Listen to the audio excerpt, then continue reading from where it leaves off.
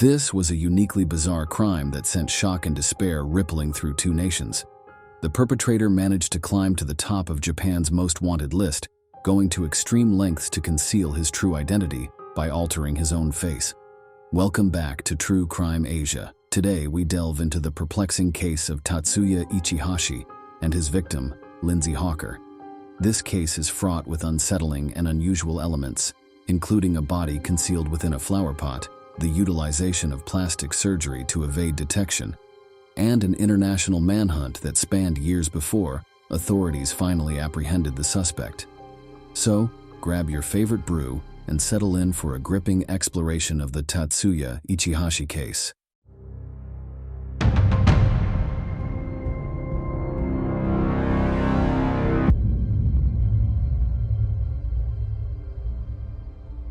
Our story begins in Coventry, England, known for its medieval cathedral and revival after World War II.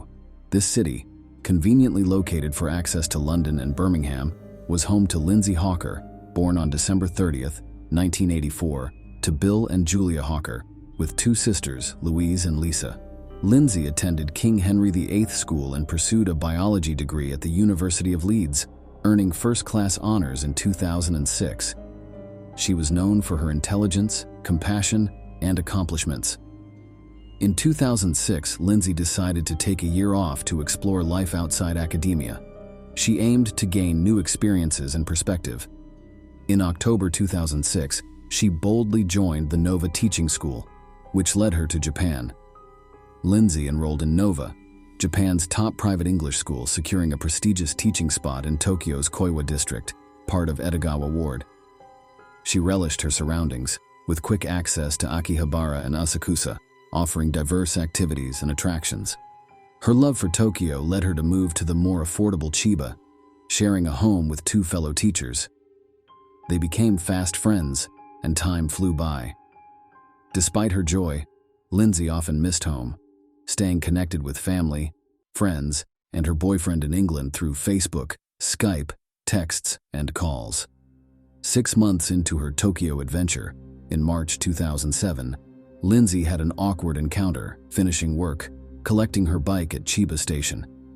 As Lindsay unlocked her bike, a man approached her from behind, claiming she was his English teacher. Lindsay, puzzled by the stranger, declined to comment and pedaled away. The man pursued her, transitioning from walking to jogging to running. Despite her attempts to shake him off, he continued a conversation about her origins and studies. Reaching her apartment, Lindsay stopped and the man introduced himself as Tatsuya Ichihashi, admitting to following her home. He proposed English lessons at a cafe for good pay. Politely, Lindsay declined, citing her busy schedule. Tatsuya seemed disappointed, but accepted her answer. Strangely, he then asked for a glass of water, and Lindsay hesitantly let him into her apartment. With two roommates present, she hoped to show she wasn't alone, and to give her friends a chance to see the stranger's face, if needed in the future. Together they entered the apartment. While having a drink, Tatsuya offered Lindsay a deal, 3,500 yen per hour for a strictly business interaction. Lindsay, despite relying on Nova's help in Tokyo, accepted the offer for some extra cash.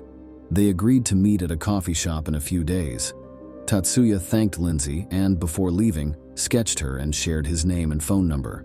Tatsuya Ichihashi, 28, from Ichikawa City, Chiba, was born in Gifu Prefecture on January 5, 1979.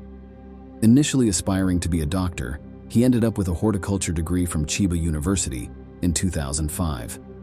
Despite having the means to support himself, he didn't seek employment, which leads us to explore the darker side of Tatsuya Ichihashi. Tatsuya, previously uninvolved in legal matters, faced allegations of theft and assault. He was accused of attacking a woman during a street robbery, which was reportedly settled out of court with a 1 million yen payment. Known for his solitary nature and dedication to fitness, he frequented the local gym and cycled over 25 kilometers daily. Tatsuya had a reclusive and nonconformist personality, showing little interest in employment with a monthly income of only 900.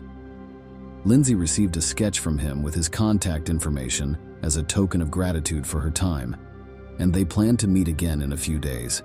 On March 24, 2007, Lindsay and Tatsuya met for their first English lesson at a coffee shop. CCTV footage showed them conversing, though Lindsay appeared somewhat cautious when Tatsuya got too close. After an hour of conversation, Tatsuya admitted to forgetting his money, prompting Lindsay to accompany him to his apartment, which was a short distance away.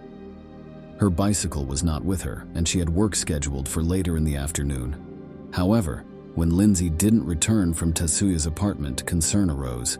A taxi driver noticed Lindsay's absence, but he continued on his way, assuming her plans had changed.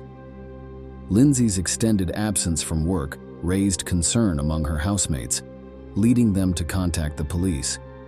As days passed, the worry spread to her family and friends in the UK. Lindsay's parents contacted the police after her second missed day of work. The police began their search at Lindsay's home, interviewing her housemates and focusing on a potential suspect she had met recently.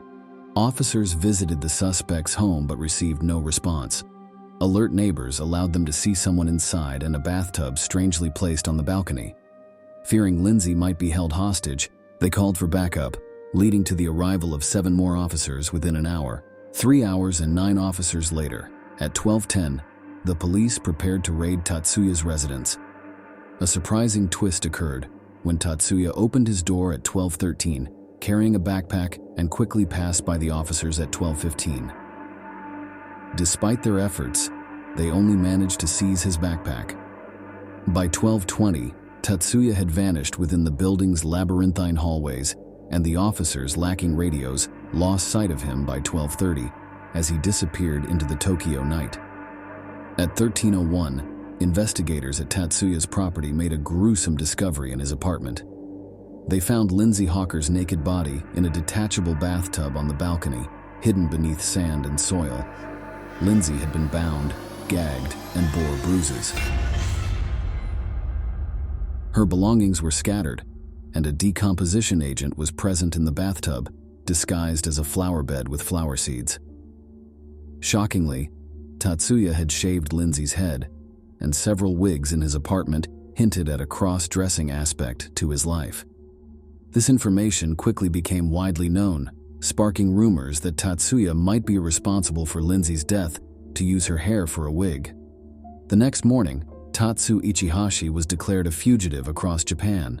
Wanted posters were distributed, interviews conducted, and raids attempted, but Tatsuya remained elusive, causing immense frustration for Lindsay's grieving family.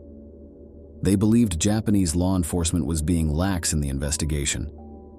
In their pursuit of justice, Lindsay's parents even approached the Yakuza for assistance. Over time, questions arose about the police's handling of the case, including why it took a month to interrogate witnesses and why the wanted poster featured an outdated picture. The Hawker family's dispute with the police grabbed the attention of British and Japanese media. During this time, Tatsuya eluded capture by traveling across Japan, living incognito in various locations. A year after Lindsay's tragic death in 2008, Tatsuya was in Osaka, a vibrant city known for its modern architecture and street food. He worked odd jobs and saved for plastic surgery to change his appearance. To evade law enforcement, he had already altered his look through deforming his own face. By summer 2009, the police raised the reward to 10 million yen. In October 2009, a plastic surgeon in Nagoya revealed Tatsuya's recent surgery and shared before and after photos with the authorities. Tatsuya's hidden identity was exposed through police release photos, leading to a co-worker identifying him.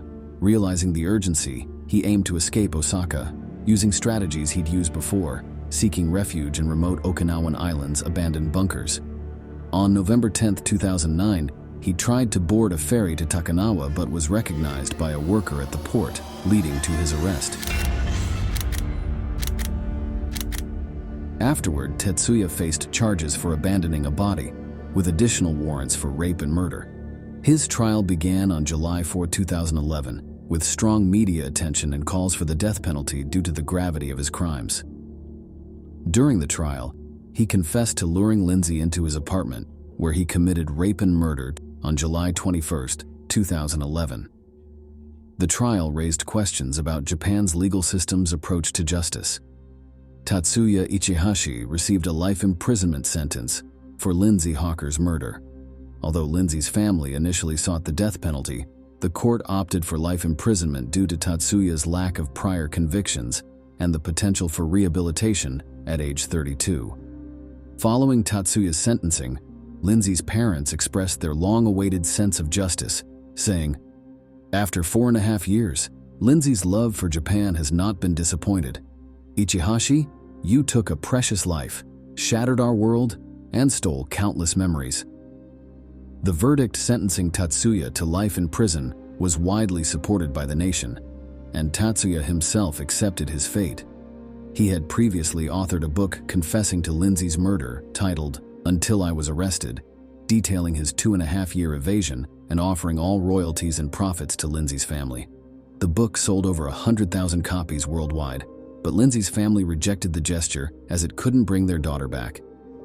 Lindsay was a beloved and successful individual who was in the midst of a remarkable experience abroad, sharing her valuable skills. Her absence is deeply felt by her parents, sisters, and friends. Thanks for tuning in to True Crime Asia. Your support is greatly appreciated as our channel grows. If you enjoyed this case, please like the video and consider subscribing. Thanks for your time, and I'll be back soon. Take care.